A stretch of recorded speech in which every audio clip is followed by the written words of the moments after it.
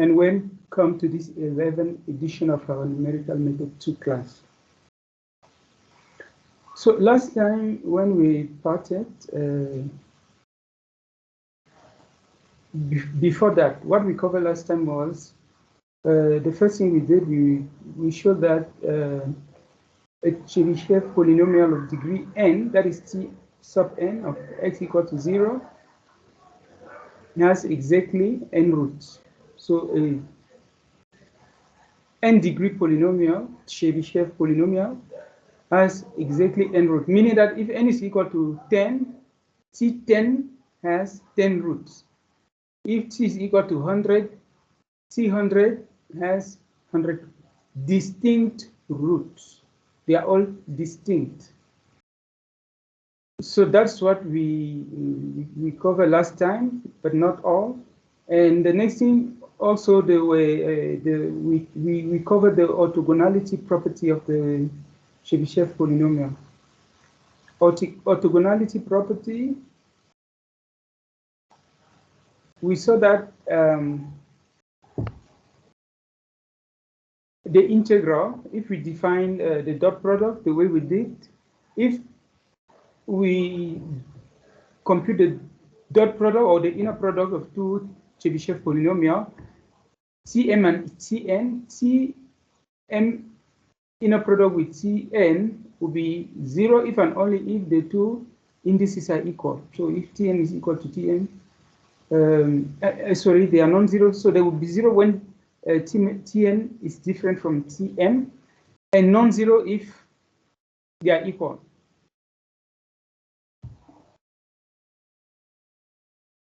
So in order to show that the Chebyshev polynomial of degree n has exactly n root, we use this expression of the polynomial, of course, knowing that theta is cosine inverse of x, right? So if cosine of any argument is 0, it means that that argument, that is n theta, is equal to an even multiple, no, sorry, an odd multiple of pi by 2. I'll explain why. Where k is an element of z, so it's an integer.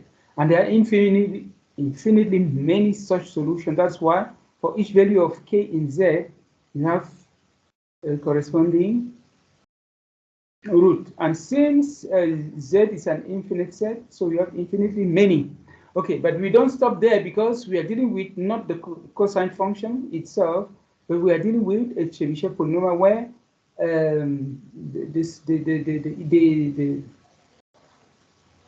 the variable, which is this one, theta, is in the interval 0 pi.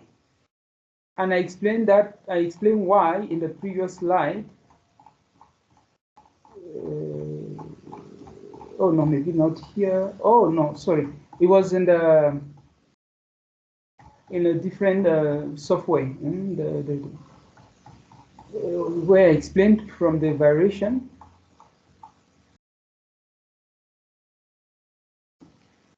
Cosine is decreasing in the interval 0 pi, and it's invertible there, and that's the interval where the cosine inverse was defined. So if from this second relation, this one, we impose that theta here, the third one, theta is in the interval 0 pi, right? Because that's the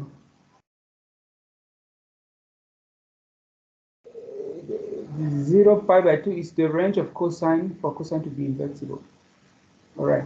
So you impose that second condition, this second condition, you impose that to this expression.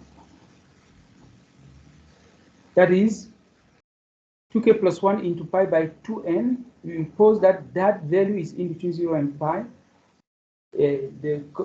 So if you do that, there will be a restriction on k, right? Because you substitute and you make sure that you get rid of all the terms around k, and you isolate k using a similar interval. You see that all the possible values of k. You can do that yourself to be convinced. And you will see that the possible values that k will be able to take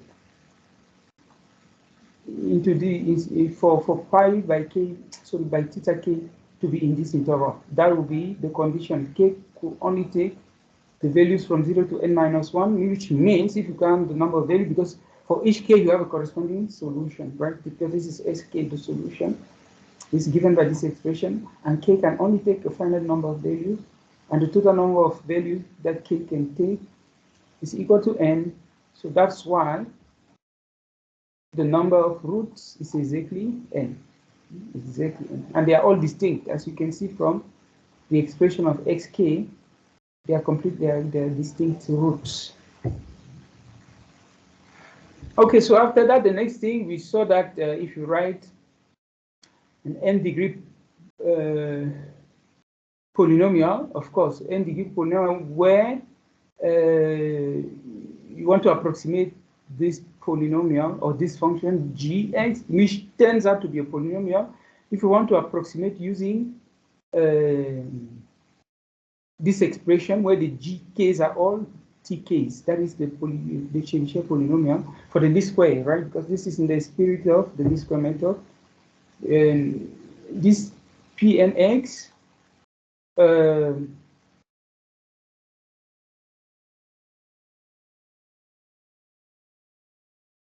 you could get the ck's, this coefficient, easily using the least square method, right?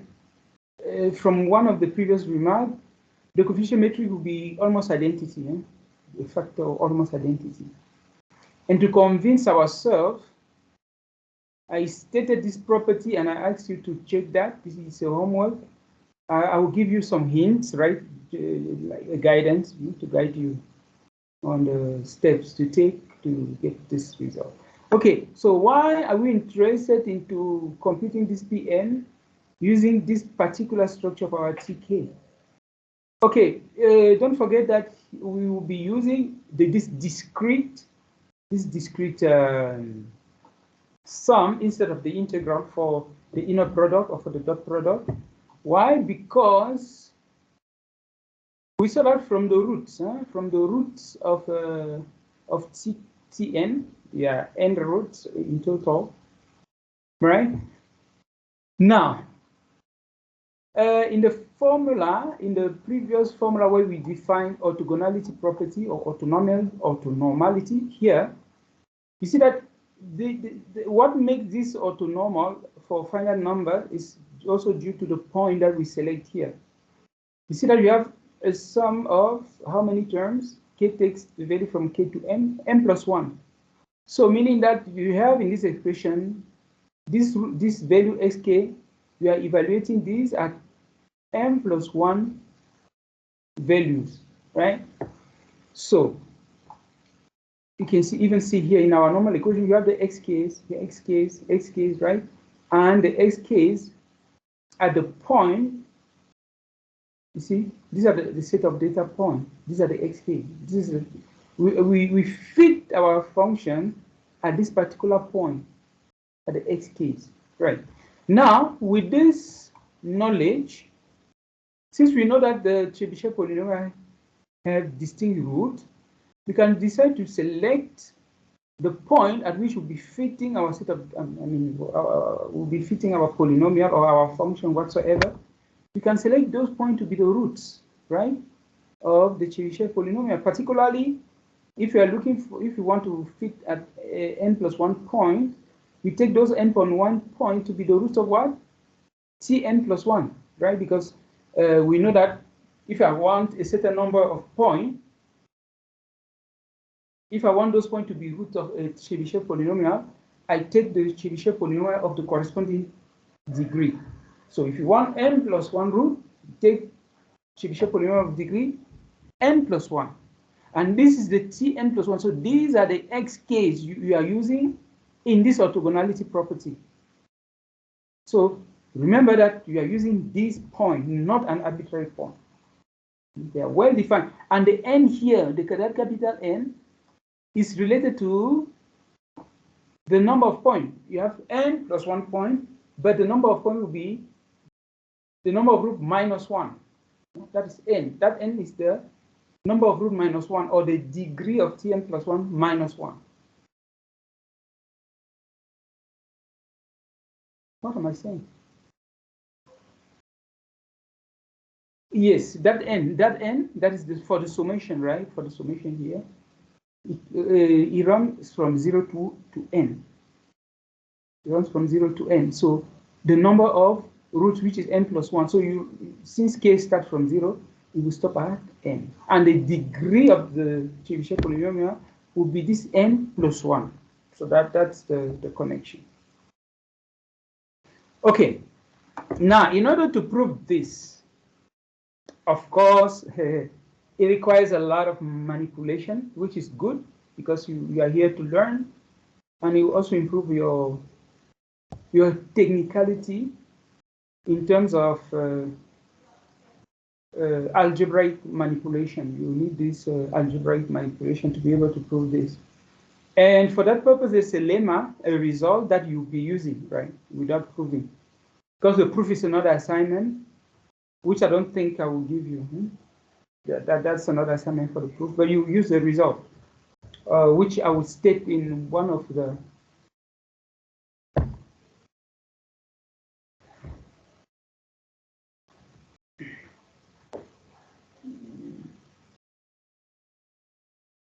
okay, by Monday, if I don't, I think I need to put that information.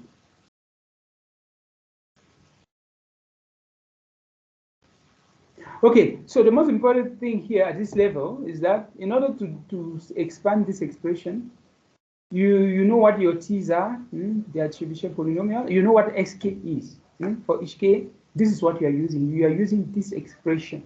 You see that this xk depends on capital N, capital N, capital N. So these are the n plus 1 roots, this formula or equation 1.30. So these are the roots, these are the xk that you are using. So they are related to this one. And you can see here that you apply the polynomial, the polynomial Chebyshev polynomial to the xk. So the first thing to do is to apply t, a certain tk or t, what, tn, tm, tn, depending on whatsoever that that n is. You can just take an arbitrary or two arbitrary positive integers, which can also be 0. And you know already the structure of your Tn. You apply it to this one. So if you apply Tn to this, okay, let me write it down so that it will be clear. So if I take Tn and Tm fixed, right? If I write Tn, let me use Tn first. If I do that with Tn, you'll be able to proceed.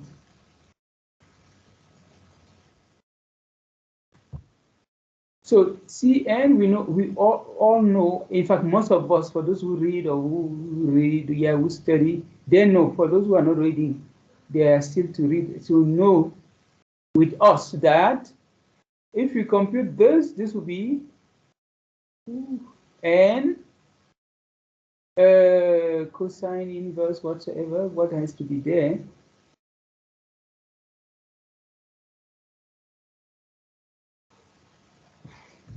Yeah, let me write that. That's cosine inverse, because I need to write this explicitly, and I will explain why. Instead of putting theta, I replace theta by cosine inverse x, right? Now for our xk, you see that this x will become xk. And the good thing here is that our xk, this one, has a cosine already in front. So when I will apply this cosine inverse to this cosine, they will cancel out because they are inverse of each other. So if I apply this, so if I apply this expression to that xk, so you can see that t and xk will give directly. So this cosine and this one will cancel out. So the n will just multiply whatever is there, you see. So So and this cosine, the outer cosine will still be there. So it will be n. So this cosine will cancel out with this one. So I will multiply it by this expression, this one. Okay, so this is k. This is not properly written, but this k.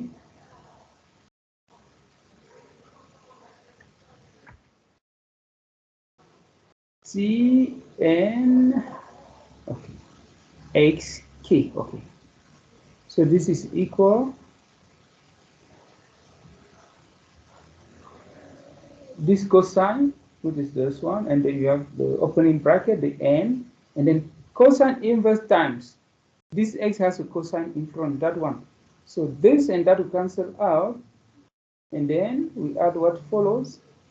So that will be into this expression. So that first parenthesis, I don't really need that one. I can write from the second one there.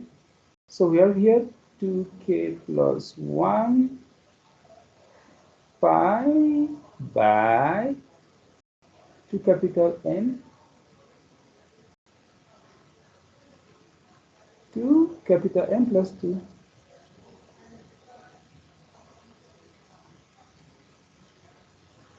Right. So I can also take this n here if I want. I can take this n here in the numerator. So what we have just written, you do the same thing with m. You also have m here, or you can also take it there. Now, and what will be the next thing? Okay, so that is it. So now when you come here, you see that you have a factor of 2. You have that factor for Tm and for Tn. So when you multiply the 2, you have an expression of the form. You have an expression of the form. You see that I'm writing everything here. So Tmxk, Tnxk, because it's the same xk, Tnxk. So they are all at the same xk, same xk. So this will be, so without the sum, I don't put the sum, just the factor there. So I will have the cosine, the first cosine here, with this argument.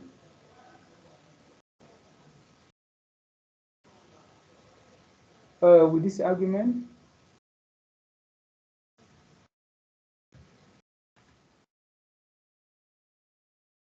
With this argument.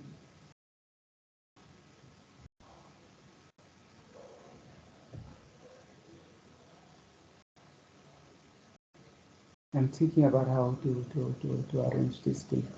But anyway, you will see how to arrange it, but you still need to arrange that properly. Yeah, so, okay, so we can say 2k plus 1 like this, and then pi n or n pi doesn't matter, but these two will still be there the same. Then that n we can put it there, then we have 2n plus 1 here, plus 2, sorry. We close and we multiply by something similar, that is times for the, oh, sorry, the first one is m, n, good. And we copy this, we repeat the same thing, but this time we end there. Cosine 2k plus 1 pi by n 2 capital N plus 2. Okay, so we have here this factor, and we need to transform this into a sum, right? Well, this is a product. You use the identity. Yeah? There's an identity. I think it's similar to this identity that we saw on top there. Which identity was that? There was an identity here. Yeah, you use this identity. You see that you have a factor of 2 cosine here. Cosine of the first parameter times cosine of the second parameter, which is different, or anyway, doesn't matter. So if we substitute, if you use this, you can see that this factor will be converted into a sum, and half a sum, because these two, we have it there. And that's how we convert. You use that to convert this factor into a sum. And then you apply this summation throughout. And then to each term, you will apply the lemma that I will give to you to be able to prove that this will give you 0 if m is different from n and so forth. So don't panic, don't freak out when you see, since I was born, I've been eating mahangu, I've never seen this type of mathematics. In Mongoland, we don't do this. Don't panic. All right. Okay, so we are going to use this this property, this result, to solve for our least square method, right? Problem. Remember, we were here. If it's identity, you have this, or orthogonal. Now, instead of having this, you have a factor here. Because remember, it is because you have identity, that is the factor, all the terms in the factor here are equal to 1. That's in the identity metric here. Yeah. Because this, your A becomes identity. You see that along the diagonal, everything is 1, 1, 1, 1. So that's why when you multiply this C into identity, C will multiply the ones along the diagonal. That's why you have 1 here as a factor. But in our case, it is not normed, right? You'll be having either n plus 1 by 2 or n plus something. What is it? What is the value? This one, n plus 1 by 2 or this one. So that's when m is not n. What am I saying? Sorry. When m is equal to n, right? Because those are the diagonal element along the diagonal is when I is equal to j. So when m is equal to n, non-zero, because the 0 element will be the very first along the diagonal, because remember that our summation starts from k equal to 0. Is it k? No, sorry. It's not about the summation, but it's about the degree, the degree of this polynomial, right? Okay, now if you are using, let's say C1, C2, you see that m is different from n. In that case, all the elements along the diagonal, for that particular case, they will be equal to n plus 1 by 2. Now, if we are dealing with T0, because the two will be equal, right there, then along the diagonal, we'll be getting this one. If n is equal to u, then you'll be n here. So that is it. So meaning that it will not be 1. The factor of your CK will not be 1. It will be n plus 1 by 2 or n plus 1 in this expression. So that will be the factor. So meaning that when you apply the orthogonality property, you just divide by n plus 1 by 2 on both sides to get your CJ. And that's the least square method. So you see that they are related. Okay, so that's the theorem. The theorem will tell us exactly what we'll be doing. So you can see here that here the factor here will be n plus 1 when this value is 0. And when it's non-zero, right, you'll be getting as a factor here n plus 1 by 2. So you divide on both sides to get rid of that factor. And on the other side, this side, you get this value. Right. And since T0 is 1, you get this summation. And for the other one, you substitute by the corresponding TJXK, which is this one. So, in other words, now, if you want to fit a set of data points using Chebyshev polynomial, you call that Chebyshev approximation. So, Chebyshev approximation is the least square method that you are using to fit this polynomial, this what we call Chebyshev polynomial, or Chebyshev approximation polynomial, or Chebyshev approximation polynomial Pn. So you fit this to the root of Pn plus 1. I repeat. You fit Pn to points, and the points you are using to fit are the n+1 roots of Pn plus 1. So they are n+1, and these are the roots that you'll be using for evaluating C0 and Cj, all the coefficient here in your approximation. So that's right away, because you will not need to compute them anymore. I mean, you will not go through the procedure. You just use this formula. It's already given. You know that C0 will always be this. 1 by n+1, that is 1 by the number of roots into the summation of the function at this point, which are the roots of the polynomial or the Chebyshev polynomial of degree n+1. So this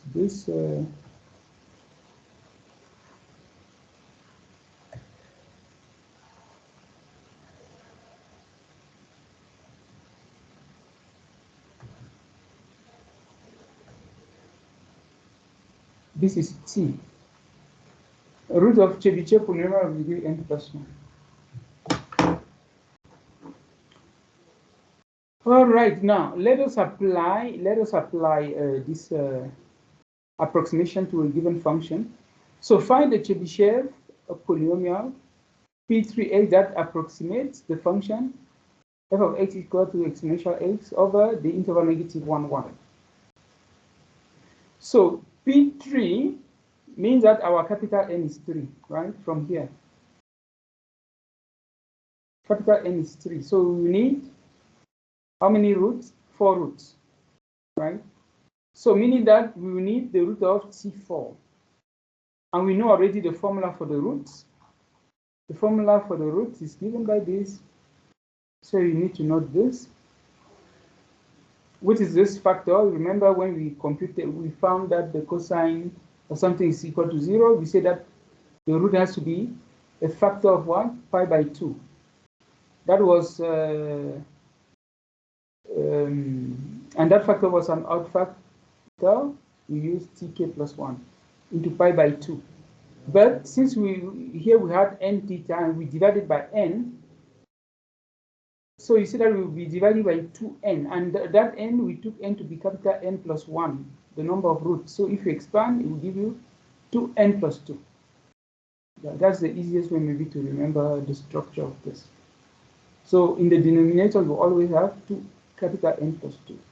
And here you have something similar, but the capital N, or you can look at this one, you replace k with capital N, and this becomes plus 2. Yeah. So this is an even factor.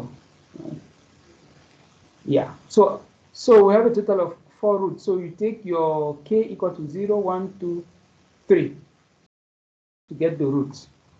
So that's what we do here, right? K 0, 1, 2, 3, and this is the formula. So 2n plus 2, capital N being 3 times 2, 6 plus 2, 8. That's why we have 8 here in the denominator. So you just substitute the value there, and then you have all the roots, right? So if you substitute, you have all the roots. They are all given by this expression. So the next is just to compute your C0 and all the remaining C's, right? That is C0, C1, C2, C3, and that is it. J takes the value from 1 to capital N. Capital N being the degree of Pn, n being 3. So you substitute in the formula, right? So here, C0, if you recall for C0, this is what we have. We know already that C0 is 1, right? So we just give us this summation, exponential k. So you know all this value. So for k equal to 0, you put 0 here, you have cosine of pi by 8 for x0, and so forth. So You substitute exponential of that, you compute all of them, and you divide by 4. The result will give you 1.266066568. So please, I encourage you to do the computation and make sure that you obtain the same result. And if you don't obtain, it means that maybe there's an error here or your computations are wrong. But so far, to the best of my knowledge, all these computations are correct. Okay, now, similarly, we know that T1, regardless of the argument, T1 is of x is x. So T1 of xk will be xk. And that's the xk we have here. So since in the first here, you know already all the values of exponential xk. So the values that were previously computed, you use them here. You only be multiplying each e to the xk by the corresponding xk here. Even the xk's are known because you computed them previously. So you'll just be using the previously computed result to compute this one, the factors summation, and you divide by 2, you get this one. Similarly here, you know all the xk's. You'll be using the same. The difference now will be this new factor. You'll be computing times this one. And now these two can cancel out with this 8. It will become 2k plus 1 into pi by 4. You sum all of them, divide by 2, you will get this. Similarly, for the last one, you will be using this expression. Sum them up, divide by 2, you will get this. So at the end of the day, after the computations, this is what you will obtain. Because don't forget that we are using a Chebyshev approximation. So the CKs will be multiplying the T sub k. So C0 will multiply 1. This is 1. And this will be x. Right? And you substitute the value here and that one. And if you expand everything, it will give you this polynomial in x. This third-degree polynomial. So this is the Chebyshev approximation. Okay. Now, the next thing that we are going to address is what we call economized power series.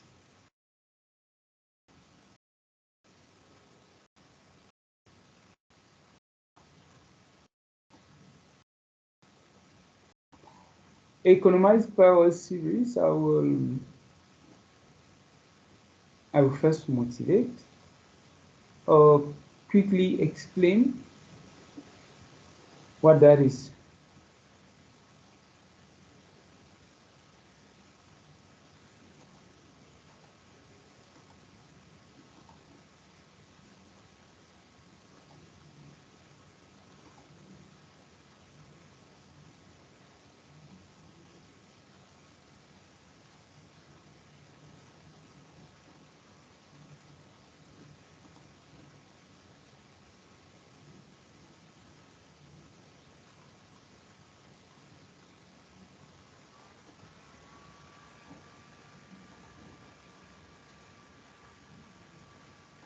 So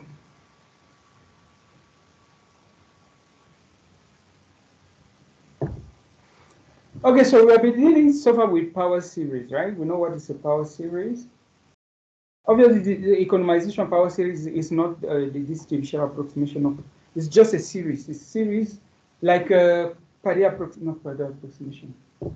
Maclaurin, you have Maclaurin expansion, which is a Taylor series. So that's a series. So for any series, you want to approximate something using a series or a truncated series. Economization means, for instance, instead of using maybe 4 terms, is it possible for me, instead of using 4 terms in a series, to use less terms, but having a similar accuracy? So that is the idea behind. And now, it will depend on the degree that you want to used to approximate the function or the set of data point or whatever we want to approximate. We can decide, okay, let us use a polynomial of degree maybe 5. And now to economize it to a lesser degree, but to keep an accuracy similar to a 5th degree polynomial, what we will do, we use a Chebyshev form of polynomial of the same degree, that is of degree 5. So that will help us to reduce that 4th degree polynomial maybe to a 3rd degree polynomial or less. Obviously, when you perform that, there's a price to pay, of course, right, to do that. So that's the motivation. But now let us look at the practicality of that.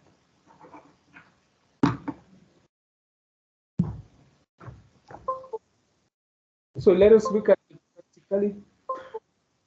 the practicality of the approach.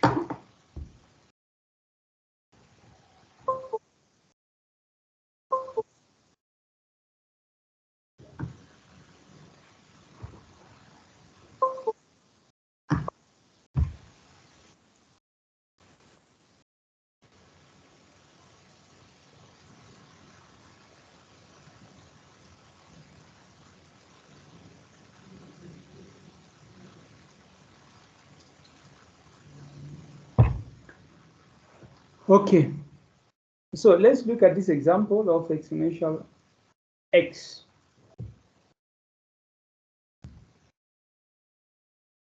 So this is the full expansion, the full Maclaurin expansion of exponential, the exponential function. Now we can decide to truncate this and obtain a 6th degree polynomial. You can see this is a series. Now we truncate because actually, when we say series, we never work in practical application with an infinite sum. You always stop somewhere. We call that truncation. We chop the series. Chop the series, and then what you are left with is a polynomial. So you chop, and that's what you have.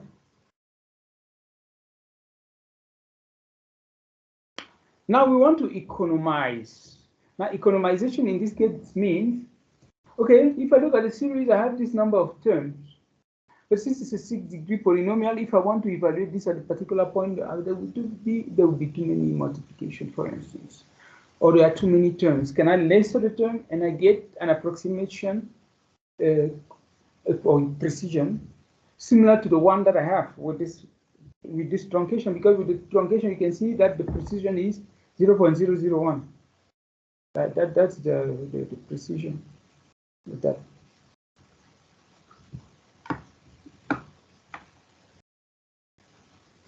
Now, if we want to economize,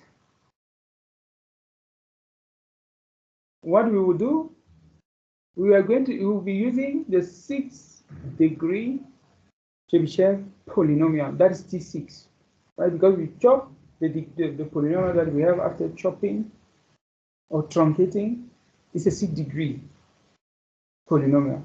Now, if I want to minimize this 6th degree polynomial, I can only use a 6th degree Chebyshev polynomial. Why? The reason being that in my 6th degree Chebyshev polynomial, I will have a term in x6.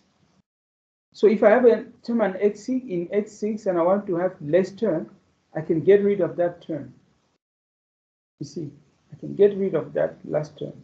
But if I use a polynomial of degree lesser, that does not contain the 6th degree, but this 6th degree will still remain, will still be there. So that's the idea. And in order to eliminate this, what I will need to see appearing in my T6, I will need a factor of 1 by 720. Because if the leading coefficient is 1 by 720, then I can subtract to eliminate that particular term. So that's why we perform this. Okay, so we first divide, because don't forget what I said last time. What I said that for a polynomial of degree n, the leading term is 2 to the n minus 1. So for T6, the leading term will be 2 to the 5, which is 32. So the first thing, if we divide then this by 2 to the n minus 1, the leading factor will be 1. So this already has a leading factor of 1. Now, if I multiply by 1 by 720, the entire leading factor of this expression will be 1 by 720. Therefore, I could subtract this term from this polynomial, and that will cancel out. And we'll be left with a 5th degree polynomial. Now, if I want to proceed, I can proceed until I obtain what I want. But let us look at what happens at this level. Now, if we perform, so this is what we have, then we subtract this 1 by 720, T6 by 32. So that's the expression we have here. So you see that this 32 by this 32 cancels out. Now, if I expand this second polynomial, you see that the leading term here will be 1 by 720. And with this negative, when I will be adding this to this second one, this last term, x6 by 720 will cancel out completely. And finally, this is what we get. You see that that term, this x6 to the 720 has been cancelled out. But the remaining term will be present, but obviously with different coefficients because we are using this combination. But what do we realize? You see that originally this is what we had. And we are subtracting from this entire expression. But it will still remain an approximation of exponential. It will not be exponential minus that polynomial. No, it's still an approximation of our exponential function. That's why we are talking about economizing. So it is still the function that we have, or we are approximating, even though we are subtracting a certain factor of the Chebyshev polynomial, but the approximation will still be good enough to represent exponential function, but with less terms. Instead of having a 6th degree polynomial, now we are approximating using a 6th degree polynomial here.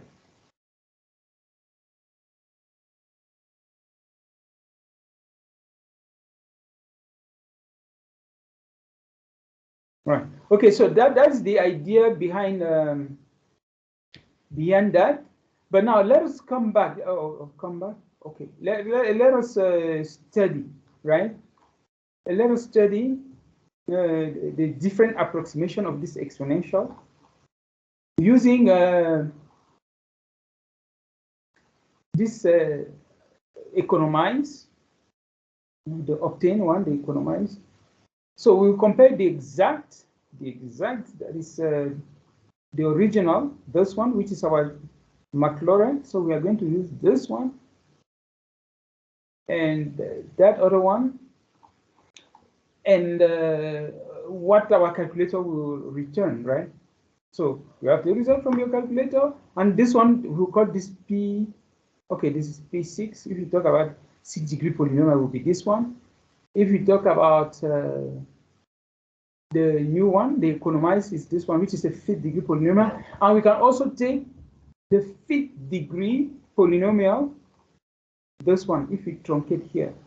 That is to approximate this with Pn, where n is equal to 5, meaning that it would be here.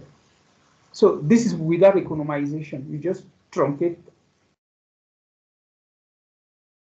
to obtain this 5th degree polynomial. And if we economize instead of truncating like this, what benefit do we have?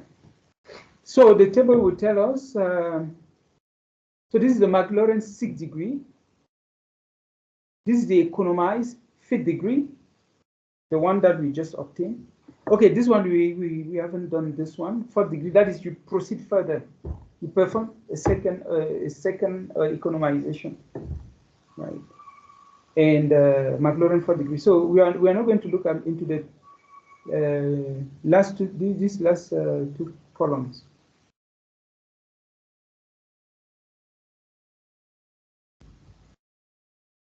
You only concentrate on this one, and we will look at what is happening.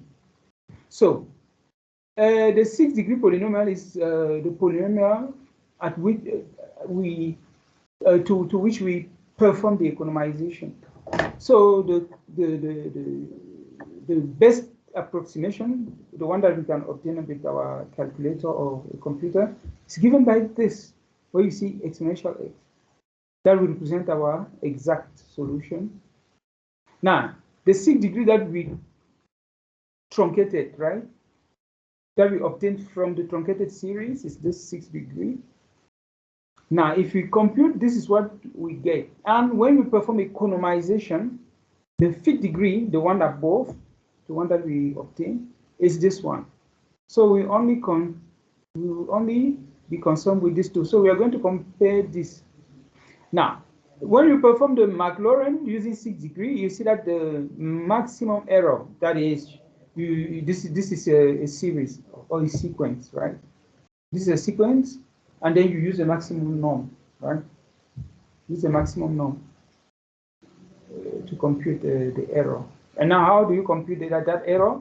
You take the exact minus the approximation, exact minus the approximation in absolute value, exact minus the approximation, and then you apply the maximum norm to all these entries. That is, you take the different exact minus approximate solution, absolute value for each entry, and then you look at the max. So it gives you dot 00027, and you see that now if we economize, that is, we reduce by 1, we obtain a 5th degree polynomial. Oh, 5th degree, there's an F missing here. 5th degree, there's F missing somewhere here. Okay, it's 5th degree polynomial. You can see that we have a similar approximation. You see, this is 2, 3, and here you have 2, 7. You have 3 leading 0 before, and so it's practically the same. So you see that we have a similar result, but with less terms. So it's a good approximation, right? Economized series. Now, if we proceed further, which I didn't look at, but if from this 5th degree economized polynomial, you perform a second economization to that one, you get this one. And you can see that you still have 3 leading zeros here. 1, 2, 3, 1, 2, 3, and then the next one will be 7, 8 instead of 2, 7, 7, 8, which approximately, you can say, you can still rely on that. You can see that the results are not that different.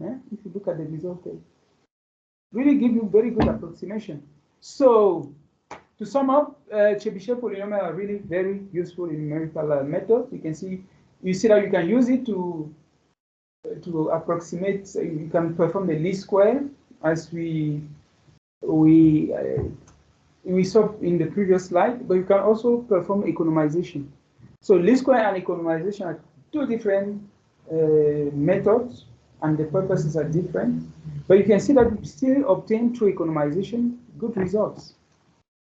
Okay, I think we'll stop there for today, and from Monday we will be talking about Chebyshev series. So you can already read that beforehand if you are proactive. I will leave at this stage to give you enough time to digest. And that is it. I will stop here for today.